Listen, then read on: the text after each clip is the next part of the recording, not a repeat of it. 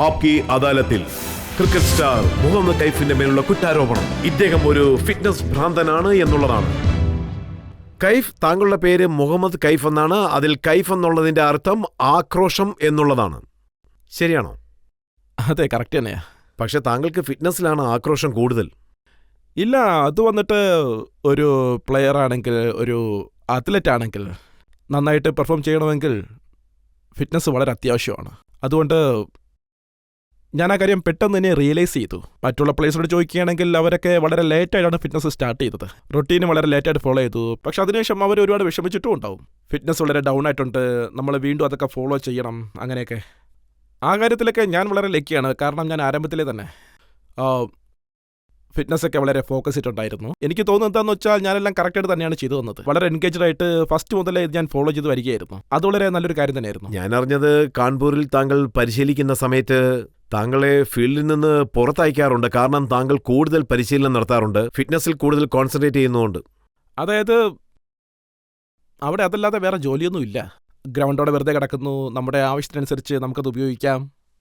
ഈ ക്രിക്കറ്റിനെ നോക്കുകയാണെങ്കിൽ എപ്പോഴും നമ്മൾ വന്നിട്ട് പുതിയതായിട്ട് എന്തെങ്കിലും പഠിച്ചുകൊണ്ടേയിരിക്കണം. പ്രാക്ടീസ് കഴിഞ്ഞ ഉടനെ വീണ്ടും എന്തെങ്കിലുമൊക്കെ ചെയ്യാനായിട്ട് തോന്നും. പക്ഷേ നമ്മുടെ ശരീരം ഇപ്പോൾ പറയും, വേണ്ട, മതി, ഇന്നത്തേക്ക് ഇത് മതി, ബാക്കിയൊക്കെ നാളെ നോക്കിക്കോളാം. നമ്മുടെ മൈൻഡ് പറയും, ഇല്ല, ഇനിയും വേറെ എന്തെങ്കിലുമൊക്കെ ഇമ്പ്രൂവ് ചെയ്യണമെന്ന് പറയും. ഇപ്പോഴാണ് എനിക്കൊരു കാര്യം ഓർമ്മ വന്നത്. യുവരാജ് സിംഗ് പറഞ്ഞിരുന്നു, എല്ലാ പ്ലേയേഴ്സും ഫീൽഡിൽ നിന്നും അവരുടെ പരിശീലനമൊക്കെ കഴിഞ്ഞ് ബസ്സിൽ ഹോട്ടലിലേക്ക് പോകുന്ന സമയത്ത് മുഹമ്മദ് കൈഫ് മാത്രം അവിടെ നിന്ന് എന്തെങ്കിലുമൊക്കെ ചെയ്തുകൊണ്ടിരിക്കുമെന്ന്. ചില സമയത്തൊക്കെ അപ്പോൾ നമ്മുടെ മനസ്സിൽ എന്താ തോന്നുന്നതെന്ന് നമുക്കറിയില്ല. ഇനിയും കുറച്ചുകൂടി ബാറ്റിംഗ് ചെയ്യാമെന്ന് തോന്നും, ഇനിയും കുറച്ചുകൂടി ട്രെയിനിങ് ചെയ്യാമെന്ന് തോന്നും ടീമിൻ്റെ കൂടെ. ഞാനും അത് തന്നെയാണ് ഫോളോ ചെയ്തത്. അതിനുശേഷം ടാക്സി പിടിച്ച് ഹോട്ടലിലേക്ക് പോകും. അതെ, ഒരുപാട് പ്രാവശ്യം നടന്നിട്ടുണ്ട്. നമ്മൾ മാച്ചിന് വേണ്ടി ഫുള്ളായിട്ട് റെഡിയായെന്ന് തോന്നുന്നതുവരെ നമ്മൾ പ്രിപ്പയർ ചെയ്തുകൊണ്ടേയിരിക്കണം. പ്രാക്ടീസ് ചെയ്യുന്നതിന് വേണ്ടി നീ മാച്ചിന് റെഡിയായി എന്ന് മൈൻഡ് പറയുന്നതുവരെ ഞാൻ ട്രെയിനിങ് എടുത്തുകൊണ്ടേയിരിക്കും. ചില സമയത്ത് നോക്കുകയാണെങ്കിൽ പ്രാക്ടീസ് സമയത്ത് നമ്മളിടുന്ന എഫർട്ട് തന്നെയാണ് അവസാനം വരെ നമ്മുടെ കൂടെ. മറ്റുള്ള പ്ലേയേഴ്സിന് ഒരു അസൂയക്കുള്ള സാധ്യത വരില്ലേ? കാരണം പലർക്കും ഈ ഫിറ്റ്നസ് ഒന്നും ഇഷ്ടമല്ല. ഞാൻ അറിഞ്ഞത് പലർക്കും ഗ്രൗണ്ടിലൊന്നും ഓടി വരാൻ പോലും ഇഷ്ടമല്ലെന്നാണ്. ഇല്ല, അതായത് നോക്കുകയാണെങ്കിൽ ഇപ്പോൾ ഒരുപാട് കാര്യങ്ങളിൽ ഇമ്പ്രൂവ്മെന്റ് നടന്നിട്ടുണ്ട്. എല്ലാവരും ഒരുപാട് ഇമ്പ്രൂവ് ആകാൻ ശ്രമിക്കുകയാണ്. ഫിറ്റ്നസ് വളരെ പ്രധാനമാണ്. അതായത് കമ്പയർ ചെയ്യുമ്പോൾ ടീമിലെ ഗ്രൗണ്ടിൽ കളിക്കുന്നവര് ഇതിനു മുന്നേ ടീം വളരെ സ്റ്റാൻഡേർഡായി. ഇപ്പോൾ ഫീൽഡിംഗ് വളരെ ഇമ്പ്രൂവ് ആയി. അതൊക്കെ ഗ്രൗണ്ടിൽ നന്നായിട്ട് കാണുന്നത് സത്യമാണോ? ഗ്രൗണ്ട് 50 റൗണ്ട് ഓടേണ്ടി വരും. ഗ്രേറ്റ് ചാപ്പൽ 50 റൗണ്ട് ഓടണമെന്ന് പറഞ്ഞാൽ താങ്കൾ മാത്രമേ 50 റൗണ്ട് ഓടാറുള്ളൂ എന്ന് കേട്ടു. 50 അധികം തന്നെയാണ്. എന്നിരുന്നാലും നമ്മുടെ കൂടെ നമ്മുടെ ട്രെയിനർ ഉണ്ടായിരിക്കും. അദ്ദേഹത്തിൻ്റെ ജോലി എന്താ നോക്കുകയാണെങ്കിൽ എല്ലാവരുടെ ഫിറ്റ്നസ് ശ്രദ്ധിക്കണം, പിന്നെ എല്ലാവരുടെയും ലെവൽ ഇമ്പ്രൂവ് ആയിക്കൊണ്ടേയിരിക്കണം. സോ ഞാൻ ഈ വിഷയത്തിൽ ഒരുപാട് ലക്കിയാണ്. എന്താണെന്ന് വെച്ചാൽ ഞാൻ ആരംഭം മുതലേ തന്നെ ഫിറ്റ്നസ് ഫോളോ ചെയ്യുന്നതിനാൽ അതെല്ലാം വന്നിട്ട് എനിക്ക് വളരെ കഷ്ടമായിട്ട് തോന്നിയിട്ടില്ല. വലിയ ഹാർഡ് വർക്ക് ഒന്നും ചെയ്യേണ്ട കാര്യമില്ല. ഉള്ളത് വന്നിട്ട് മെയിൻറ്റെയിൻ ചെയ്താൽ മാത്രം മതി. ആ കാര്യത്തിൽ ഞാൻ ലക്കി. ഏതെല്ലാം പ്ലേയേഴ്സാണ് ഫിറ്റ്നസ് കണ്ട് പേടിച്ചോടാറുള്ളത്? ഞാൻ നിങ്ങൾക്ക് തനിച്ച് പറഞ്ഞു ഇപ്പോൾ പറയാൻ ഗ്രേറ്റ് ചാപ്പലിന്റെ കംപ്ലൈന്റ് എന്താണെന്ന് വെച്ചാൽ ഫിറ്റ്നസിന് വേണ്ടി സൗരവ് ഗാംഗുലി ഗ്രൗണ്ടിലേക്ക് വരാറേ ഇല്ലെന്നാണ് പറയുന്നത്. അദ്ദേഹം ഈ ഇടയ്ക്കാണ് ചേർന്നത്. ഒരു 3-4 മാസമായി കാണും. അദ്ദേഹത്തിന് ചിലപ്പോൾ അങ്ങനെ തോന്നിയിട്ടുണ്ടാവും. അതായത് ഈ ട്രെയിനിങ് പ്രോഗ്രാം എല്ലാവരും ഫോളോ ചെയ്തേ പറ്റത്തുള്ളൂ. ട്രെയിനർ നോക്കുകയാണെങ്കിൽ ഇതെല്ലാം ഒരു റെക്കോർഡായിട്ട് വെച്ചിട്ടുണ്ടാകും. എല്ലാം ഫോളോ ചെയ്യും, എല്ലാവരും എന്താ ചെയ്യുന്നതെന്നൊക്കെ. സോ എന്നെ അപേക്ഷിച്ച് എനിക്ക് അദ്ദേഹത്തിന് യാതൊരു സംശയവും ഉണ്ടായിട്ടില്ല. ട്രെയിനിങ് ചെയ്യുന്നുണ്ടോ ഇല്ലയോ എന്നുള്ളത് വേറെ കാര്യമാണ്. മാച്ചിന് മുന്നേ നമ്മൾ ഫിറ്റ്നസ് ടെസ്റ്റ് കൊടുത്തേ പറ്റത്തുള്ളൂ. അതിപ്പോൾ ആരായിരുന്നാലും പ്രോപ്പറായ പ്ലേയേഴ്സിനെ മാത്രമേ തിരഞ്ഞെടുക്കത്തുള്ളൂ. ഒരു സർട്ടൻ ലെവലിൽ റീച്ച് ആയാൽ മാത്രമേ നമ്മളെ സെലക്ട് ചെയ്യത്തുള്ളൂ. അത് ട്രെയിനറിന്റെ ജോലിയാണ്. എന്താ ചെയ്യേണ്ടതെന്ന് അദ്ദേഹത്തിന്. താങ്കളോടൊപ്പമുള്ള പ്ലേയേഴ്സ് താങ്കളെ കുറിച്ച് എന്താ പറയുന്നതെന്ന് വെച്ചാൽ ഫിറ്റ്നസിൽ അദ്ദേഹം ഒരു ആക്രോശമുള്ള വ്യക്തിയാണ്. ഉറങ്ങുമ്പോൾ പോലും അതിനെക്കുറിച്ചാണ് മുഹമ്മദ് കൈഫ് ആലോചിക്കാറുള്ളത്. ഇല്ല, അങ്ങനെയൊന്നുമില്ല. താങ്കളോട് ആരും അങ്ങനെയൊക്കെ പറഞ്ഞതെന്ന് എനിക്കറിയില്ല. ഒരിക്കലും അങ്ങനെയൊന്നുമില്ല. നമുക്ക് എന്താണ് ആവശ്യം ആ രീതിക്ക് മാത്രമേ ട്രെയിനിങ് എടുക്കത്തുള്ളൂ. ബോഡിക്കും മൈൻഡും റെസ്റ്റ് കൊടുത്തില്ലെങ്കിൽ നെക്സ്റ്റ് ഡേ നമ്മൾ ഒരുപാട് ടയർഡായി പോകും. എപ്പോഴും നമ്മൾ ബാലൻസ്ഡ് ആയിരിക്കണം. സോ നമ്മൾ ഓവർ ട്രെയിനിങ് എടുക്കുകയാണെങ്കിൽ അതും ഒരിക്കലും നല്ലതല്ല. നമ്മൾ നമ്മുടെ ബോഡിയെയും മൈൻഡിനെയും ഒരു ബാലൻസ്ഡ് ആയിട്ട് വച്ചിരിക്കണം എപ്പോഴും. അതാണ് പ്രധാനപ്പെട്ട കാര്യം. പക്ഷേ ചോദിച്ച ചോദ്യത്തിന് താങ്കൾ ഉത്തരം പറഞ്ഞില്ല. താങ്കൾ കൂടുതൽ ട്രെയിനിങ് എടുക്കുന്നുണ്ടോ എന്നതായിരുന്നു ചോദ്യം. ഇല്ല, ചില സമയത്ത് നമ്മുടെ മൈൻഡ് തന്നെ നമ്മളോട് പറയും ഇത് നമുക്ക് ആവശ്യമുണ്ടോ എന്ന്. അതായത് ബോഡിയിൽ ഏത് ഭാഗമാണ് നമുക്ക് വീക്കായിട്ടുള്ളത്. എത്ര പ്രാവശ്യം ഫിസിയോ താങ്കളെ ജിമ്മിൽ നിന്ന് പുറത്താക്കിയിട്ടുണ്ട് കൂടുതൽ ട്രെയിനിങ് എടുക്കുന്നു എന്ന് പറഞ്ഞു? ഒരുപാട് പ്രാവശ്യം നടന്നിട്ടുണ്ട്.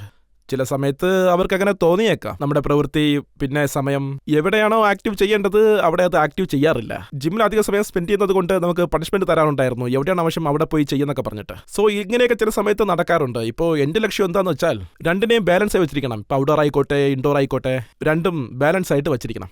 നമുക്ക് വീണ്ടും പബ്ലിക്കിന്റെ അടുത്തേക്ക് പോവാം. ജനങ്ങളിൽ ആർക്കെങ്കിലും ചോദ്യം ചോദിക്കാനുണ്ടോ?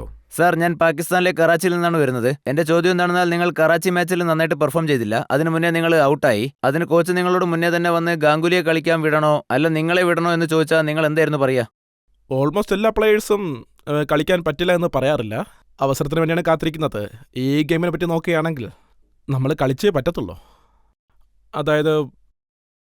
അതായത് ടീം മാനേജ്മെൻറ്റ് വന്നിട്ട് ആരാണ് കളിക്കേണ്ടതെന്ന് ഡിസൈഡ് ചെയ്ത് കഴിഞ്ഞാൽ ആരെയാണോ തിരഞ്ഞെടുക്കുന്നത് അവർ കളിച്ചേ പറ്റത്തുള്ളൂ. പ്രധാനമായിട്ടും ഇന്ത്യയിൽ അങ്ങനെ സെലക്ട് ചെയ്യുന്നത് വളരെ കഷ്ടമുള്ളൊരു കാര്യമാണ്. ചില സമയത്ത് നോക്കുകയാണെങ്കിൽ നമ്മളെ ആരും അഭിനന്ദിക്കാറില്ല. എപ്പോഴും എന്തെങ്കിലുമൊക്കെ കുറ്റം പറഞ്ഞുകൊണ്ടേയിരിക്കും. സെലക്ട് ചെയ്തിട്ടില്ല, അപ്പോൾ ഇദ്ദേഹത്തിൻ്റെ ഭാഗത്ത് എന്തെങ്കിലുമൊക്കെ കുറ്റം ഉണ്ടാകുമെന്നൊക്കെ. ഇങ്ങനെയൊക്കെ പറയുന്നത് സാധാരണമാണ്. പക്ഷേ അവരുടെ കഠിനമായ പ്രയത്നത്തിന് മുന്നിൽ സെലക്ട് ചെയ്യുന്നവർ, ക്യാപ്റ്റൻ, കോച്ച് എല്ലാവരും ഒരു ടീമാണ്. ഇനി ഭാവിയിൽ വരുന്ന ടീമൊക്കെ അവർ ബെസ്റ്റ് ടീമായിരിക്കും. അവരെന്തൊക്കെ ചെയ്യുമെന്ന് അവർക്ക് നല്ലതുപോലെ അറിയാം. ഇപ്പോൾ പറയുകയാണെങ്കിൽ എങ്ങനെ നമുക്ക് കളിക്കണമെന്ന് നമുക്ക് നല്ലതുപോലെ അറിയാം. ഇപ്പോൾ പ്ലേയേഴ്സിൻ്റെ ശ്രദ്ധ എപ്പോഴും പിന്നിൽ എന്താ നടക്കുന്നത്, നമ്മളെ സെലക്ട് ചെയ്യുമോ ഇല്ലയോ എന്നൊക്കെ ചിന്തിക്കുന്നത്. അങ്ങനെ ഒന്നും തന്നെ ചിന്തിക്കാതെ നമ്മുടെ കളിയിൽ നമ്മൾ ശ്രദ്ധ പുലർത്തണം, അവസരങ്ങൾ ഉപയോഗിക്കണം. അതിനുവേണ്ടിയുള്ള പ്രിപ്പറേഷനൊക്കെ നമ്മൾ എടുത്തിട്ട് അതിന് യോജിച്ച രീതിയിൽ കളിക്കണം. എന്നാലും നമുക്ക് പലപ്പോഴും അങ്ങനെ സംഭവിച്ചിട്ടുണ്ട്. താങ്കൾ നന്നായിട്ട് കളിച്ചു കാണും, നന്നായിട്ട് റൺ എടുത്തിട്ടുണ്ട്, താങ്കൾ വളരെ നന്നായിട്ട് പെർഫോം ചെയ്ത് കാണും. എന്നിട്ടും താങ്കളെ കളിയിൽ നിന്ന് മാറ്റി നിർത്തുന്നു. ഒരു ഇൻജസ്റ്റിസ് സംഭവിക്കുന്നു എന്ന് താങ്കൾക്ക് തോന്നിയിട്ടുണ്ടോ? നോക്കുകയാണെങ്കിൽ ചില സമയത്ത് അങ്ങനെ തോന്നാനൊക്കെ സാധ്യതയുണ്ട്. പറയുകയാണെങ്കിൽ നമുക്ക് ഇപ്പോൾ അവസരങ്ങളൊക്കെ കിട്ടണമല്ലോ. ഇപ്പോൾ നമുക്ക് ടാലൻ്റ് ഉണ്ട്, എബിലിറ്റി ഉണ്ട്. നന്നായിട്ട് കളിക്കാനൊക്കെ ശ്രമിക്കുമ്പോൾ അവസരം കിട്ടുമ്പോഴൊക്കെ നമ്മളത് ഉപയോഗപ്പെടുത്താനേ നമ്മൾ നോക്കത്തുള്ളൂ. എൻ്റെ അറിവിൽ പാകിസ്ഥാൻ, ഓസ്ട്രേലിയ അവരൊക്കെ ഇവിടെ വന്നപ്പോൾ പ്ലേയേഴ്സ് വലുതായിട്ടൊന്നും പെർഫോം ചെയ്തിട്ടില്ല. ഞാൻ ആ സമയത്ത് എന്തോ ലക്കിലി കമ്പയർ കൊടുത്തിട്ട് ഒരു 50 അടിച്ചു. അതിനുശേഷം എനിക്ക് ബംഗ്ലാദേശ് മാച്ച് ഒന്നും കിട്ടിയിട്ടില്ല. മാച്ചിൽ നമ്മൾ നല്ല രീതിയിൽ ബോളിംഗ് ചെയ്ത് ഫീൽഡിംഗ് എല്ലാം ചെയ്യുകയാണെങ്കിൽ നമ്മൾ തുടരെ കളിച്ചുകൊണ്ടേ ഇരിക്കണമെന്ന് വിചാരിക്കും.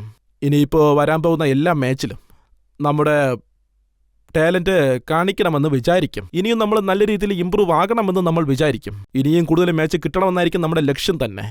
ഓരോ പ്ലേയേഴ്സിൻ്റെയും ആഗ്രഹം ഇതൊക്കെ തന്നെയാണ്. ഒരുപാട് മാച്ച് കിട്ടണം, നന്നായിട്ട് കളിക്കണം. താങ്കളെ ആരാണ് അങ്ങനെ ഡ്രോപ്പ് ചെയ്യുന്നത്, ആരാണ് അങ്ങനെ കട്ട് ചെയ്ത് വിടുന്നത്? ഇനിയാണത് കണ്ടുപിടിക്കേണ്ടത്. എന്റെ ചോദ്യം എന്താണെന്ന് വെച്ചാൽ, ഇന്ത്യ എപ്പോഴും ഫീൽഡിംഗിൽ കുറച്ച് വീക്കാണ്. ചേതൻ ചൗഹാൻ സാറും ഇത് സമ്മതിക്കും. താങ്കളുടെ ഫീൽഡിംഗ് സ്കിൽസ് ഒരുപാട് ഡെവലപ്പ് ചെയ്തിട്ടുണ്ട്. അതിന്റെ പിന്നിലുള്ള പ്രചോദനം എന്തായിരുന്നു സാർ? നിങ്ങളുടെ സൗണ്ട് വളരെ നന്നായിട്ടുണ്ട്. നിങ്ങൾ സത്യത്തിൽ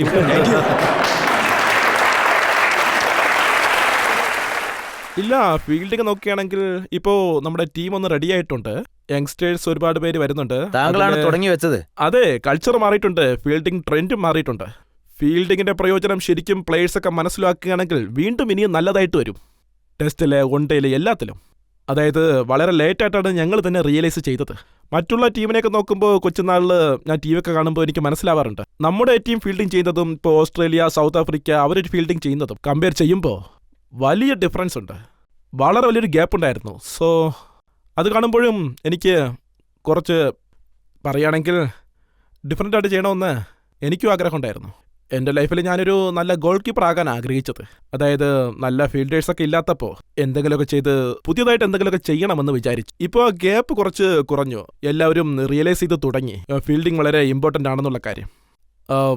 ഞാൻ പറഞ്ഞു വരുന്നത് എന്താണെന്ന് വെച്ചാൽ, മീഡിയയുടെ റോഡ് വളരെ ഇമ്പോർട്ടൻ്റ് ആണ് എന്നുള്ള കാര്യമാണ്. നമ്മൾ ആ വിഷയം എൻജോയ് ചെയ്യണം. നല്ലൊരു ഫീൽഡറായിട്ട് ഇരിക്കണമെങ്കിൽ അവരുടെ ടീം ശരിയായിട്ട് പെർഫോം ചെയ്തില്ല, പക്ഷെ നമ്മുടെ ടീം നന്നായിട്ട് ഫീൽഡ് ചെയ്തു എന്ന് നമുക്ക് തോന്നും.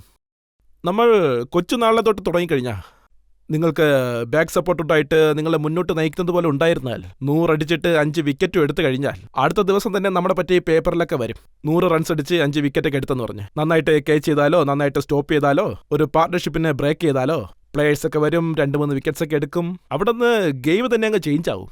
ഇങ്ങനെയുള്ള കാര്യങ്ങൾ ഇന്ത്യൻ ടീമിൽ ലാഗ് ആകുന്നുണ്ട്. ഇങ്ങനെയുള്ള വിഷയങ്ങൾ ഹാൻഡിൽ ചെയ്യാൻ പറ്റുന്നില്ല. നമ്മളതൊക്കെ കാണിച്ചു കൊടുത്ത് മനസ്സിലാക്കി കൊടുത്തില്ല എന്നുണ്ടെങ്കിൽ കൊച്ചുനാളെ തന്നെ അവർക്ക് അതിനൊരു ഇൻട്രസ്റ്റ് വരത്തില്ല. ഇതിൽ ഇത്രയ്ക്ക് ബെനിഫിറ്റ്സ് ഉണ്ട്, വിക്കറ്റിലാണ് എല്ലാം ഉള്ളത്, ഫീൽഡിങ്ങിൽ ഒന്നുമില്ലെന്ന് അവർ വിചാരിക്കും.